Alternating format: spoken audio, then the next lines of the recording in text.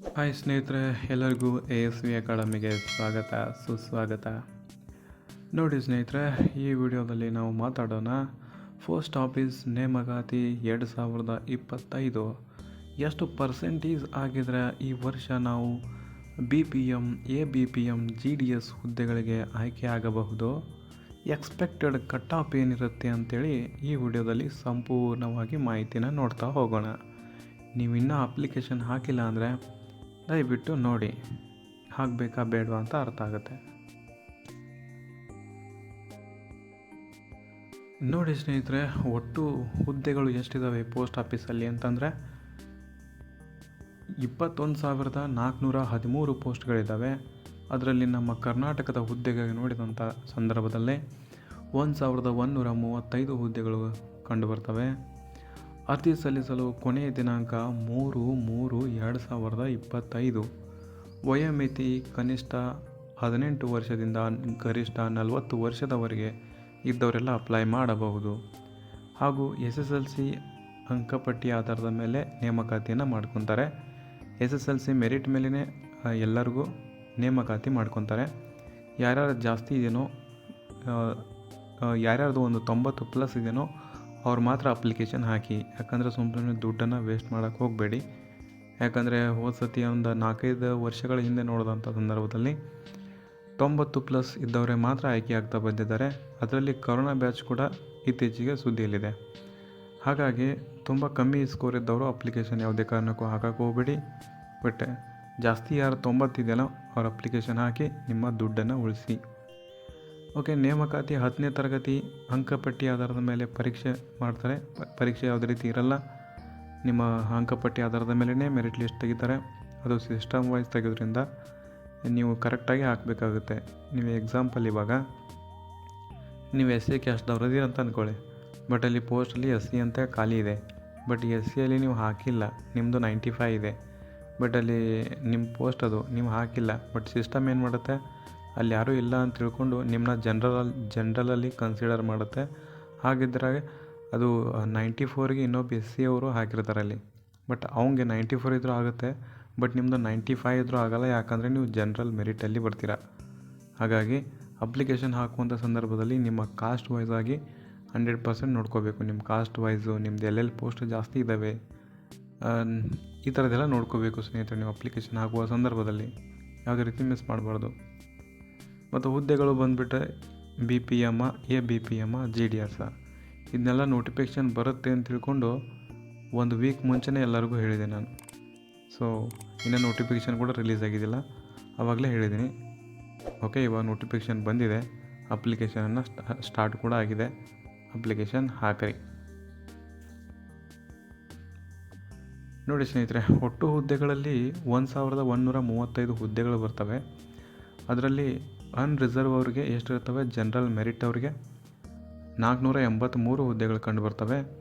OBC ಅವ್ರಿಗೆ 260 ಹುದ್ದೆಗಳು, SC ಕ್ಯಾಸ್ಟ್ದವ್ರಿಗೆ 175 ಇದ್ದಾವೆ, SC ಅವ್ರಿಗೆ 175, ST ಅವ್ರಿಗೆ 78 ಹುದ್ದೆಗಳಿರ್ತವೆ. EWS candidate, economically weaker section ಅವ್ರು ಏನು ಬರ್ತಿರಲ್ಲ, 122 ಹುದ್ದೆಗಳು ಕಂಡು ಬರ್ತವೆ.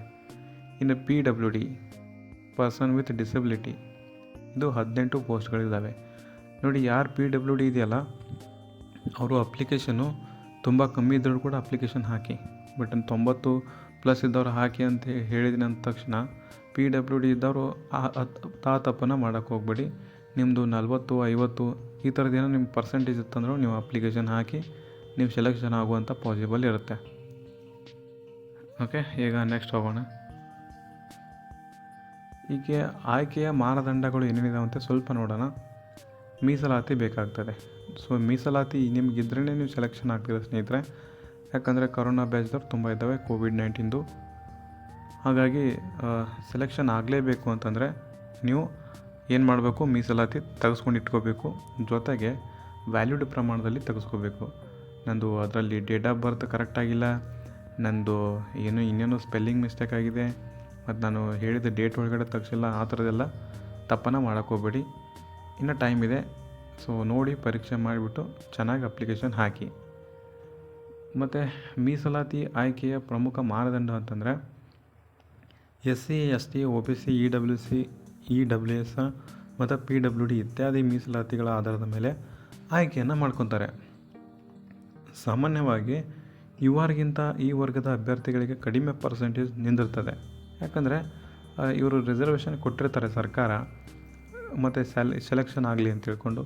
ಹಾಗಾಗಿ ಇವ್ರಿಗೆ ಯಾರು ಮೀಸಲಾತಿಗಳು ತೊಗೊಂಡಿರ್ತೀರಲ್ಲ ನಿಮಗೆ ಕಡಿಮೆ ನಿಲ್ತದೆ ಅಂತ ಹೇಳ್ತಾರೆ. ಓಕೆ, ಈ ಎಕ್ಸಾಂಪಲ್ ಹೇಳ್ಬೇಕಂತಂದರೆ ಈಗ ಯುವರ್ ಅನ್ನುವಂಥ ಒಂದು ಕ್ಯಾಟಗರಿ ಅಭ್ಯರ್ಥಿ ಯಾವನೋ XYZ ಅಂತ ಅಂದ್ಕೊಳ್ಳಿ. ಅವ್ನು 90+ ಮಾಡಿರ್ತಾನೆ. ಬಟ್ ಮೀಸಲಾತಿ ಇರುವಂಥ ಅಭ್ಯರ್ಥಿಗಳು 88 ಅಥವಾ 89 ಮಾಡಿದಾಗ ಆ ಸೀಟು ಯಾರಿಗೆ ಸಿಗಬೇಕು? ಬಟ್ ನೋಡಿದಾಗ 90 ಇರುವಂಥಗೆ ಸಿಗಬೇಕಾಗಿತ್ತು, ಬಟ್ ಅವ್ನಿಗೆ ಸಿಗಲಿಲ್ಲ. ಯಾಕೆ ಹೇಳಿ? ಅವ್ನಿಗೆ ಯಾವುದೇ ರೀತಿ ಮೀಸಲಾತಿ ಇಲ್ಲ. ಹಾಗಾಗಿ ಮೀಸಲಾತಿ ಅನ್ನುವಂಥದ್ದು ಎಷ್ಟು ರೋಲನ್ನು ಪ್ಲೇ ಮಾಡುತ್ತೆ ಅಂತೇಳಿ ನೀವು ನೋಡ್ಕೋಬೋದು. ಈ ಹುದ್ದೆ ಅನ್ನುವಂಥವು JDS ಇವೆಲ್ಲ ಹುದ್ದೆ ಅನ್ನುವಂಥವು ಇವೆಲ್ಲ ಸರ್ಕಲ್ದಿಂದ ಸರ್ಕಲಕ್ಕೆ ಚೇಂಜ್ ಆಗ್ತಾ ಇರ್ತವೆ. ಸೊ ಸರ್ಕಲಿಂದ ಸರ್ಕಲಕ್ಕೆ ಚೇಂಜ್ ಆಗ್ತಿರ್ತವೆ. ಹಾಗಾಗಿ ನೀವು ಅಪ್ಲಿಕೇಶನ್ ಹಾಕುವ ಸಂದರ್ಭದಲ್ಲಿ ನಿಮ್ಮ ಕ್ಯಾಟಗರಿ ವೈಸು ಎಲ್ಲೆಲ್ಲಿ ಪೋಸ್ಟ್ ಜಾಸ್ತಿ ಇದ್ದಾವೆ ಮತ್ತು ನಿಮ್ಮ ಕ್ಯಾಟಗರಿ ವೈಸ್ ನೋಡ್ಕೊಳ್ಳಿ. ಮೀಸಲಾತಿ ಎಲ್ಲ ಕರೆಕ್ಟಾಗಿ ತೆಗೆಸ್ಕೊಳ್ಳಿ. ಒಂದು ಸರ್ಕಲ್ ಎಕ್ಸಾಂಪಲ್ ಇವಾಗ ಹುಬ್ಬಳ್ಳಿಯಲ್ಲಿ ಒಂದು ಕಟಾಪ್ ನಿಂತಿತ್ತು ಅಂತ ಅಂದ್ಕೊಳ್ಳಿ. ಬೆಂಗಳೂರಲ್ಲಿ ಇನ್ನೊಂದು ಏನೋ ನಿಲ್ತದೆ. ಬೆಂಗಳೂರಲ್ಲಿ ಒಂದು 85 ನಿಂತು ಅಂದರೆ ಹುಬ್ಬಳ್ಳಿಯಲ್ಲಿ ಒಂದು 95 ಈ ಥರ ನಿಲ್ಬೋದು. ಒಂದು ಜಸ್ಟ್ ಅಸಂಪ್ಷನ್ ಮಾಡ್ಕೊಳ್ಳಿ, ಆ ಥರ ನಿಲ್ಬೋದು. ಅದಕ್ಕೆ ನೀವು ಸರ್ಕಲನ್ನು ಚೂಸ್ ಮಾಡ್ಕೊಳ್ಳುವಾಗ ಕರೆಕ್ಟಾಗಿ ಚೂಸ್ ಮಾಡ್ಕೊಳ್ಳಿ. ಬಟ್ ಅದು ವೇರಿಯೇಷನ್ ಆಗ್ತದೆ ಒಂದು ಕಡೆಯಿಂದ ಇನ್ನೊಂದು ಕಡೆ. ಒಂದೇ ಕಡೆ ನಿಲ್ಲಲ್ಲ, ಒಂದೇ ಡಿವಿಷನ್ಗೆ ಕರೆಕ್ಟಾಗಿ ನಿಂತ್ಕೊಳ್ಳಲ್ಲ. ಓಕೆ, ಇನ್ನು GDS 10ನೇ ತರಗತಿ ಆಧಾರದ ಮೇಲೆ ನೇಮಕಾತಿ ಮಾಡ್ಕೊಳ್ಳೋದ್ರಿಂದ ಪರ್ಸೆಂಟೇಜ್ ಆಧಾರದ ಮೇಲೆ ಆಯ್ಕೆನ ಮಾಡ್ಕೊತಾರೆ. ಮೀಸಲಾತಿ ಜೊತೆಗೆ ಉತ್ತಮ ಅಂಕಗಳನ್ನ ಪಡ್ಕೊಂಡಿದ್ರೆ ನೀವು ಆಯ್ಕೆ ಆಗುವಂಥ ಪಾಸಿಬಿಲಿಟೀಸ್ ತುಂಬ ಇರ್ತವೆ.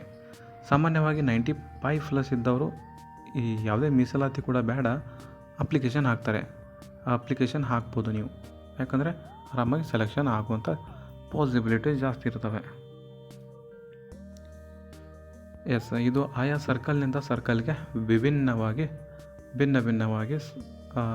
ಬೇರೆ ಬೇರೆ ಇರ್ತದೆ. ಬಟ್ ನಾವು ಸಂಭವನೀಯ ಎಕ್ಸ್ಪೆಕ್ಟೆಡ್ ಕಟಾಪನ್ನು ಹೇಳ್ತಾ ಇರೋದು. ಈ ಕಟಾಪನ್ನು ನೋಡಿಬಿಟ್ರೆ ನಿಮ್ಗೆ ಅಂದಾಜು ಬರ್ತದೆ, ನಾವು ಇಷ್ಟಿದ್ರೆ ನಾವು ಅಪ್ಲಿಕೇಶನ್ ಹಾಕ್ಬೋದಾ ಅಥವಾ ಬೇಡವಾ ಅನ್ನುವಂಥ ಒಂದು ನಿಮಗೆ ತಿಳಿಲಿ ಅಂತ. ಇದೊಂದು ಜಸ್ಟ್ ಸಂಭಾವ್ಯ, ಅಂದರೆ ನಮ್ಮ ಪ್ರಕಾರ ಅಂತ ಅಷ್ಟೇ, ಯಾವುದೇ ರೀತಿ ಅಫಿಷಿಯಲ್ ಇರಲ್ಲ. ಇದಕ್ಕಿಂತ ಒಂದು ಸ್ವಲ್ಪ ನಿಮ್ಮದು ಒಂದು 2-3 ಮಾರ್ಕ್ಸು ಹೆಚ್ಚು ಕಮ್ಮಿ ಇದ್ದರೆ ನಡೀತದೆ, ಅಪ್ಲಿಕೇಶನ್ ಹಾಕ್ಬೋದು. ಜೊತೆಗೆ ನಿಮ್ಮ ಮೀಸಲಾತಿ ಇದ್ದರೆ ಸಾಕು. SCಗೆ 90+, ST ಅವ್ರಿಗೆ 92+, OBC ಅವ್ರಿಗೆ 93+, EWS ಅವ್ರಿಗೆ 93+, ಅನ್ರಿಸರ್ವ್ ಅವ್ರಿಗೆ 94+, ಅಂದರೆ ಜನರಲ್ ಮೆರಿಟ್. PWD ಇದ್ದವರು 60+ ನಿಲ್ಲುವಂಥ ಪಾಸಿಬಿಲಿಟೀಸ್ ಇದೆ. ಇದೊಂದು ಎಕ್ಸ್ಪೆಕ್ಟೆಡ್ ಕಟ್ಟಾಪ್ ಆಗಿರ್ತದೆ ಸ್ನೇಹಿತರೆ GDSಗೆ ಸಂಬಂಧಪಟ್ಟಂತೆ. ಸೊ ಇದಿಷ್ಟು ಪೋಸ್ಟ್ ಆಫೀಸ್ಗೆ ಸಂಬಂಧಪಟ್ಟಂತೆ ನಿಮ್ಗೆ ಎಷ್ಟು ಪರ್ಸೆಂಟೇಜ್ ಆದರೆ ಈ ಸತಿ ಆಗ್ಬೋದು, ಈ ಹುದ್ದೆಗೆ ಆಯ್ಕೆ ಆಗ್ಬೇಕಾದ್ರೆ ಏನೇನೆಲ್ಲ ಪ್ರೊಸೀಜರ್ ಇದೆ, ಎಕ್ಸ್ಪೆಕ್ಟೆಡ್ ಕಟ್ಟಾಪು, ಇವೆಲ್ಲ ನೋಡ್ತಾ ಬಂದಿವಿ ಸ್ನೇಹಿತರೆ. ಹಾಗೆ ನಿಮ್ಮ ಈ ವಿಡಿಯೋ ಏನಾದರೂ ಇಷ್ಟ ಆದರೆ ಒಂದು ಲೈಕನ್ನು ಮಾಡಿ, ಹೊಸಬ್ರು ಯಾರಾದರೂ ಇದ್ದರೆ ಸಬ್ಸ್ಕ್ರೈಬನ್ನು ಮಾಡ್ಕೊಳ್ಳಿ. ನಿಮ್ಮ ಸ್ಕೋರ್ ಏನಿದೆ, ರಿಸರ್ವೇಷನ್ ಏನೇನಿದೆ, ನೀವು ಎಲ್ಲಿ ಹಾಕಬೇಕಂತಿದ್ದೀರಾ ಅದನ್ನು ಕೆಳಗಡೆ ಕಮೆಂಟ್ ಬಾಕ್ಸ್ನಲ್ಲಿ ತಿಳಿಸಿ. ಎಲ್ಲರಿಗೂ ಕೂಡ ಅನುಕೂಲವಾಗಲಿ. ಓಕೆ ಸ್ನೇಹಿತರೆ, ಮತ್ತೆ ಮುಂದಿನ ವಿಡಿಯೋದಲ್ಲಿ ಭೇಟಿಯಾಗೋಣ. ಎಲ್ಲರಿಗೂ ಕೂಡ ಧನ್ಯವಾದ.